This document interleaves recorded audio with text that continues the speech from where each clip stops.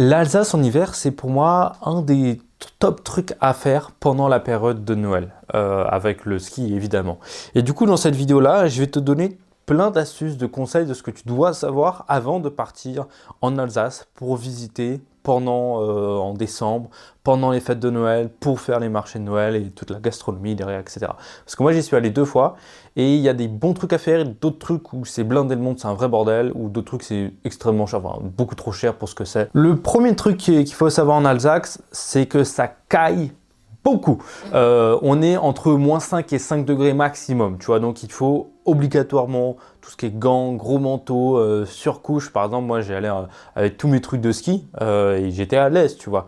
Donc c'est un truc à prévoir, tu vois, que tu sois en Alsace sur le plateau ou même un petit peu dans les Vosges quand tu montes et tout. Là, c'est encore mieux de prévoir des vêtements de ski parce que il neige. Et dès qu'il neige, la neige ça mouille, etc. Enfin bref, même les chaussures, les après-ski, ça peut être intéressant de les prendre si tu peux, si tu vas dans la neige. Parce qu'on ne peut pas passer de bonnes vacances si on passe son temps à avoir froid. Donc voilà, c'est aussi un bon tips à savoir. C'est connu, l'Alsace. C'est super beau, que ce soit les petits villages, Colmar, Strasbourg, Mulhouse, l'architecture là-bas, l'ancienne architecture est absolument magnifique. Il y a plein de trucs à voir, j'en ai fait plein de vidéos sur la chaîne YouTube, mais si tu veux vraiment savoir qu'est-ce que tu dois voir spécifiquement, je t'ai créé un guide complet sur l'Alsace, quoi visiter et aussi quoi visiter pendant Noël. Il est dans la description, il est complètement gratuit si tu veux planifier ton voyage. Mais voilà, il y a plein de trucs à voir, c'est absolument magnifique. Par contre, évidemment, la contrepartie, c'est qu'il y a un max de putain de monde. C'est infernal pendant les week-ends. À partir de 18h, c'est infernal. Vu que les gens ils veulent voir les décorations de Noël et tout, les lumières et tout, bah, tout le monde arrive là-bas. Dans les petits villages, rivières, etc. Vu que c'est le plus beau de France, enfin l'un des plus beaux de France, c'est blindé. Colmar, c'est blindé quand le week-end. Mulhouse, pareil, c'est blindé le week-end. Strasbourg, c'est quasiment blindé tout le temps. Il faut y aller le plus tôt possible dans ce genre de marché-là. Certes, tu loupes un petit peu les décorations de Noël quand elles sont illuminées. Moi, à la limite, ce que j'avais fait, c'est que j'y vais entre midi et 18h. À 18h, j'ai déjà fini de faire tous les marchés de Noël. Je sais ce qu'il y a en fait et tout le monde commence à arriver. Du coup, je profite un petit peu de la décoration plutôt que de me ruer sur les chalets où les gens ils font la queue pour regarder, ils font la queue pour payer. Enfin bref, c'est un petit peu le bordel ce genre de truc. Donc voilà, il faut faire attention au monde. Par contre, il n'y a pas grand monde si tu fais par exemple la route des vins. Si tu vas voir un petit peu, comment on appelle ça, là où il y a tous les plans pour faire du vin. J'ai oublié le nom. Là où il y a des vidanges et tout, mais bon, les vidanges elles sont déjà passées et tout. Du coup, la route des vins, il y a aussi toutes les randonnées. Il n'y a quasiment personne. Moi, je suis allé à la montagne, on a croisé un mec sur la route et c'est tout. On arrive en haut, on était tout seul. Il n'y avait personne. On avait 20 cm de neige pour nous tout seul. Et ça, c'est trop bien. Par contre, il faut prendre des pneus hiver, etc. Enfin, il faut quand même faire attention et pas y aller de nuit parce que ça peut geler. Et ça, c'est un petit peu dangereux. Donc, faites attention à ça. Les marchés de Noël, ils ouvrent et ferment pas tous à la même date. Donc, renseigne-toi sur Internet. Par exemple, nous, on a commencé avec Mulhouse, qui était le 23 novembre. Ensuite, il y a eu Colmar le 25, je crois. Enfin bref, il y avait un petit déroulé comme ça d'ouverture. Et la fermeture, c'est exactement la même chose. Même en termes des horaires, en la journée, le début de journée, ça ouvre à telle heure. Et la fin de journée, par exemple, je sais que Mulhouse, ça fermait à 20h. Il y a des marchés de Noël qui vont plus loin, qui vont à 21h, 22h, 23h. Ça, il faut que tu te renseignes sur Internet année après année pour voir s'il y a eu des modifications, des changements et tout. Alors si tu veux trouver des places où il y a les marchés de Noël, tu peux aussi avoir ça sur Internet. Et moi je sais que Colmar et Strasbourg, ils distribuent un petit peu des flyers qui t'expliquent, enfin une sorte de mini-carte de la ville, qui t'explique où est-ce qu'il faut aller pour avoir tel marché, etc. Par contre, il ne faut pas trop suivre ces trucs-là. En tout cas, pas dans le sens de la visite, parce que tout le monde fait la même chose.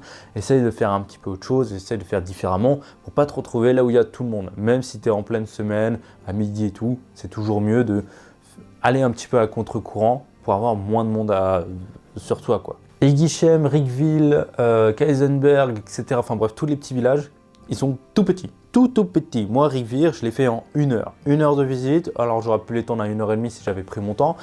Mais c'est tout. Enfin, c'est sympa, mais voilà, ça vaut pas le coup de... Par exemple, je sais que là, en ce moment, quand tu vas le week-end, tu ne peux pas avancer dans le village tellement c'est blindé. Pour te garer, c'est un enfer, évidemment. Donc voilà, vas-y le matin, à la limite, tu fais les villages les plus connus. 2 jours, ils sont plus jolis, je trouve, d'ailleurs.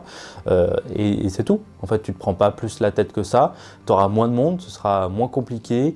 Et puis voilà, tu vas plus kiffer. Parce qu'ils sont minuscules, les villages. C'est des villages à la base, mais c'est des villages de Noël. Et donc, tout le monde y va. Donc, il faut vraiment faire attention aux horaires à laquelle tu y vas. Avoir une voiture, ça change tout pour moi quand tu vas visiter l'Alsace parce que si tu dépends un peu trop des transports, si tu fais vraiment pas que, par exemple, tu vas visiter que Strasbourg à Noël, ok, tu prends un train depuis Paris, ok, très bien, tu te retrouves à Strasbourg, super.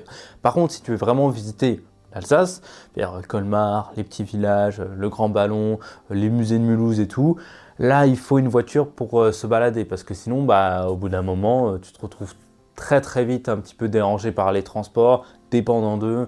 Et ça, c'est un petit peu chiant. Donc, c'est toujours mieux d'y aller en voiture.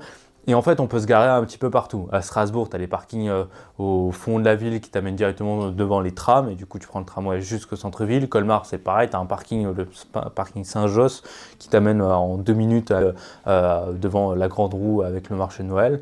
Et Mulhouse, c'est exactement pareil. Et les villages, bon, par contre, les petits villages, il va falloir un petit peu marcher. Nous, on a eu de la chance parce qu'on a pu se garer, par exemple, on s'est garé vraiment à l'entrée du village parce qu'il n'y avait personne à ce moment-là. Donc ça, c'est vraiment parce qu'on avait planifié le truc.